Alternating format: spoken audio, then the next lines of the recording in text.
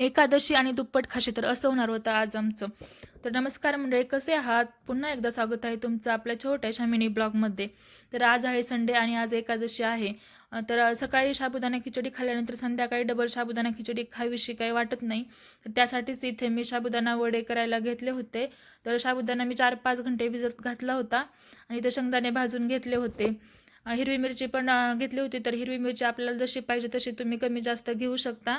इथे सगळे बटाटे खिसून घेते आता आणि बघा म्हणजे तुमच्याकडे जर जिरे आणि कोथिंबीर उपवासाला चालत असेल तर तुम्ही ते पण टाकू शकता. पण आमच्याकडे जिरे आणि कोथिंबीर उपवासाला चालत नाही म्हणून मी ते स्किप केलेलं आहे. इथे व्यवस्थित बटाटे मी खिसून घेतले आणि त्यानंतर मी मिरचीमध्ये थोडंसं मीठ टाकलं आणि ते व्यवस्थित बारीक करून घेतलं. त्यानंतर शाबूमध्ये मी हे किसलेला बटाटा टाकला आणि मिरची पण बारीक केलेली टाकली आणि शेंगदाणे तुम्ही जाडसरच ठेवायचे, जास्त बारीक करायचे नाहीत. तेही त्यामध्ये टाकून घेतलं आणि आपल्याला चवीनुसार मीठ टाकून घ्यायचं आणि ते सगळं व्यवस्थित मिक्स असं करून घ्यायचं, असं एकदम बाइंड होईल असं आपल्याला. आणि त्यानंतर त्याच्या म्हणजे टिक्कीचा शेप द्यायचा त्याला किंवा बटाटे वड्याचा शेप द्यायचा. आणि सगळे मी इथं टिक्कीसारखं म्हणजे ते बनवून घेतले वडे.